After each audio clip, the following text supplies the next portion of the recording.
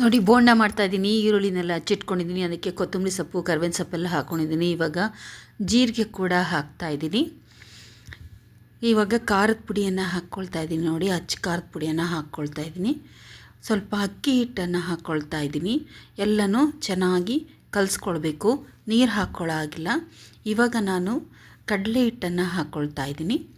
ನೀರು ಹಾಕ್ಕೊಂಡಿಲ್ಲ ನೋಡಿ. ಕಡಲೆ ಹಿಟ್ಟನ್ನು ಹಾಕಿ ಮೊದಲು ಕಲಿಸ್ಕೊಳ್ಬೇಕು. ಈರುಳ್ಳಿನಲ್ಲೇ ನೀರಿರುತ್ತಲ್ಲ ಅದರಲ್ಲೇ ಕಲಿಸ್ಕೊಳ್ಬೇಕು.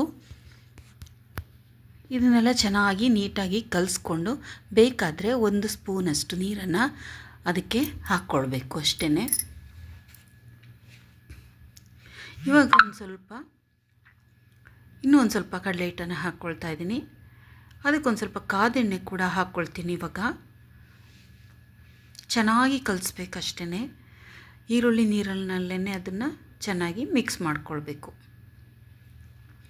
ಇವಾಗ ನೋಡಿ ಎಷ್ಟು ಚೆನ್ನಾಗಾಯಿತು ಅಂತ. ನೀರನ್ನ ಬೇಕಾದರೆ ನೋಡಿ ಇವಾಗ ನಾನು ಎಣ್ಣೆನ ಹಾಕ್ಕೊಳ್ತಾ ಇದ್ದೀನಿ. ಸ್ವಲ್ಪ ಎಣ್ಣೆ ಹಾಕ್ಕೊಂಡು ಕೂಡ ಇನ್ನೊಂದು ಸಲ ಚೆನ್ನಾಗಿ ಎಲ್ಲನೂ ಮಿಕ್ಸ್ ಮಾಡ್ಕೋಬೇಕು.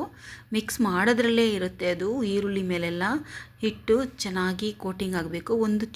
ಒಂದು ಚಿಟಿಕೆಯಷ್ಟು ನಾನು ಹಾಕ್ಕೊಂಡೆ ಸೋಡಾ ಪುಡಿಯನ್ನು. ಇವಾಗ ಎಣ್ಣೆಯಲ್ಲಿ ಕರಿತಾ ಇದ್ದೀನಿ. ನೋಡಿ ಎಷ್ಟು ಚೆನ್ನಾಗಿ ಈರುಳ್ಳಿ ಪಕೋಡ ರೆಡಿ ಆಯಿತು.